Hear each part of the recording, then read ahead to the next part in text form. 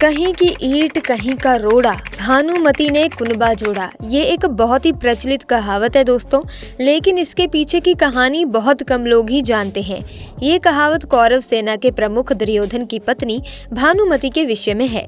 महाभारत की कहानी हर किसी ने पढ़ी, देखी और सुनी होगी, लेकिन महाभारत की कहानी में बहुत से ऐसे पात्र हैं जिनकी कहानी बहुत कम सुनने को मिलती है। ऐसी ही है भानुमति की कहानी। दोस्तों, क्या आप दुर्योधन की पत्नी भानुमति के बारे में जानते हैं, जिसके बारे में ये कहा जाता है कि भानुमति का विवाह एक जबरन विवाह था। पर कैसे, आइए जानते हैं आज की इस वीडियो में।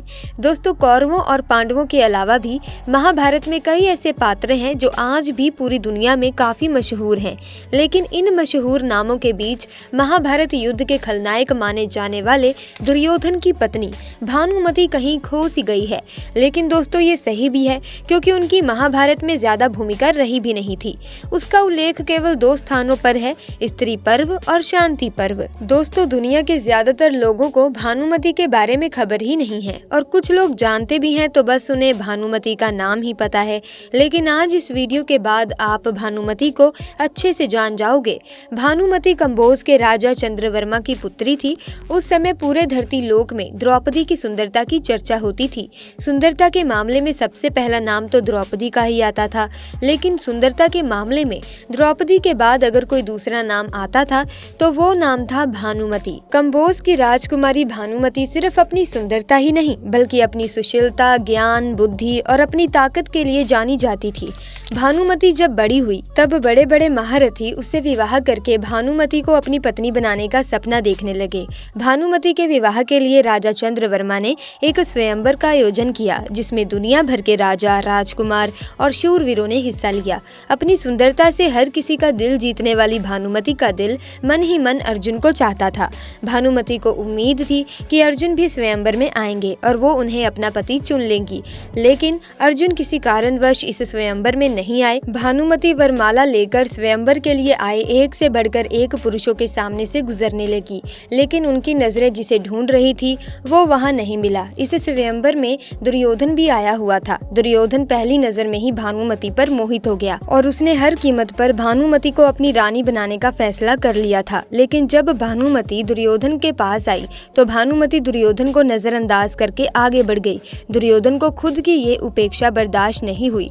उसने जबरदस्ती बलपूर्वक भानुमति के हाथों वरमाला अपनी गर्दन में डलवा ली। इस हरकत से स्वयंवर में आए हुए दूसरे राजाओं और दरबारियों ने दुर्योधन का विरोध करना शुरू कर दिया, जिसके बाद दुर्योधन ने इनमें से हरेक को चुनौती दे डाली कि अगर किसी ने भी युद्ध में उनके मित्र कर्ण को पराजित कर दिया तब वो भानुमति को छोड़ देंगे, लेकिन अगर ऐसा नहीं हुआ तो वो भानुमति से विवाह रचाकर उसे हस्तिनापुर ले जाएंगे। कर्ण दुर्योधन के बेहद खास मित्र थे, इसीलिए वो अपनी मित्रता के खातिर इस काम में भी दुर्योधन का साथ दे रहे थे। भानुमति से विवाह की इच्छा रखने वाले योद्धाओं ने एक एक करके कर्ण को चुनौती देना शुरू किया और कर्ण सभी को धूल चटाते रहे।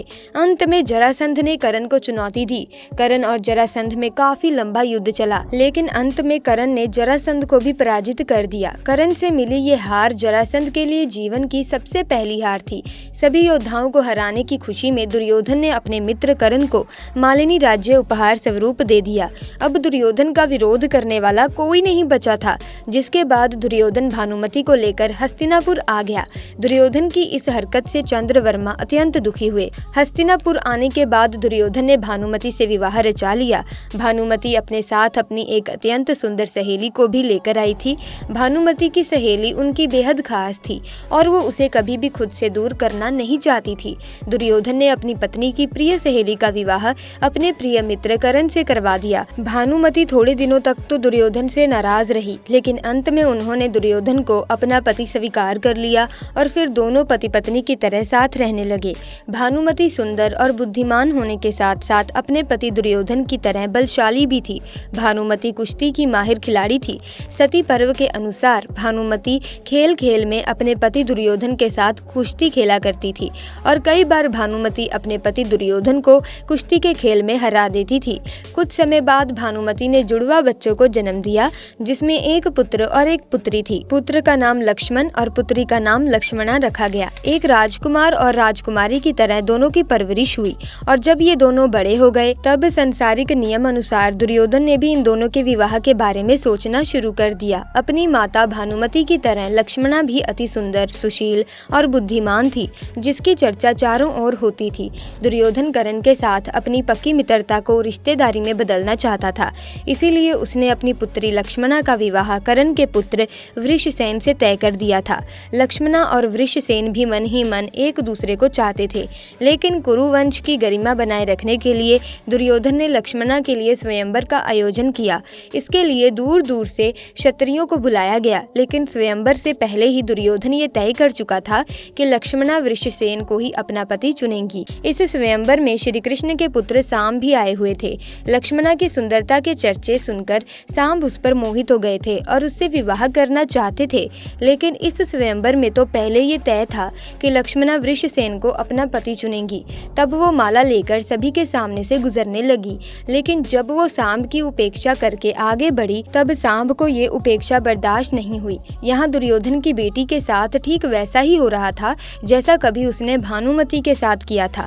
सांब ने लक्ष्मणा से बलपूर्वक वरमाला अपने गले में पहन ली। सांब की इस हरकत से दुर्योधन क्रोधित हो उठा और उसने गुस्से में सांब को बंदी बनाकर कारागृह में डाल दिया। सांब के बंदी बनाए जाने की खबर जब श्री कृष्ण के बड़े भाई बलराम को लगी तब वो गुस्से में आकर आग बबूला हो गए और उन्होंने दुर्योधन से उसका बदला लेने का फैसला किया। दुर्योधन पर प्रहार करने के लिए बलराम उसके पास आने लगे, लेकिन यहाँ दुर्योधन बलराम से युद्ध नहीं चाहता था, इसीलिए उसने अपनी कृष्ण भक्त पत्नी भानुमति से इस समस्या का समाधान निकालने का आग्रह किया।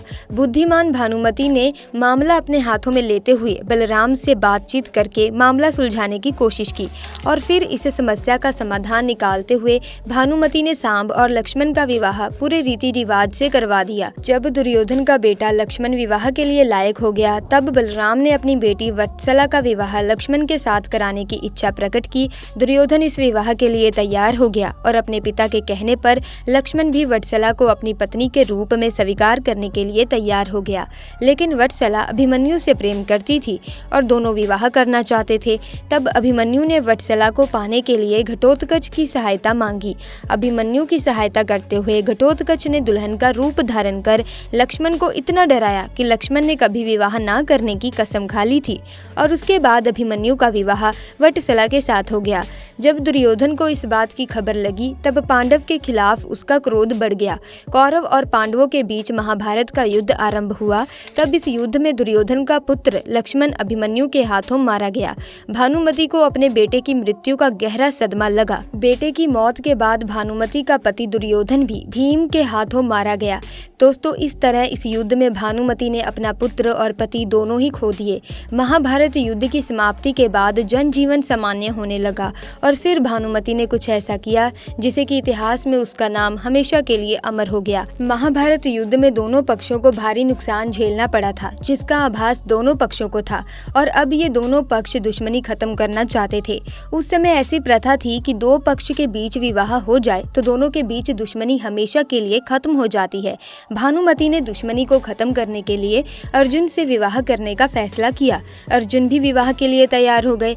अर्जुन और भानुमति विवाह के बंधन में बंध गए और इस विवाह के साथ ही कौरव और पांडवों के बीच की दुश्मनी भी खत्म हो गई और भानुमति ने अपने फैसले से दो कुंभों को जोड़कर एक कर दिया। यहीं से कहावत बनी कि कहीं की ईंट कहीं का रोड़ा, भानुमति ने कुनबा जोड़ा। आपको दोस्तों आज की ये वीडियो कैसी लगी हमें कमेंट्स में जरूर बताएं और अगर वीडियो अच्छी लगी तो वीडियो को एक लाइक कर दें, शेयर कर दें, साथ ही चैनल को सब्सक्राइब करके बेल आइकन को प्रेस करें ताकि आने वाली नई वीडियोस की अपडेट आपको मिलती रहे। आपका बहुत बहुत धन्यवाद।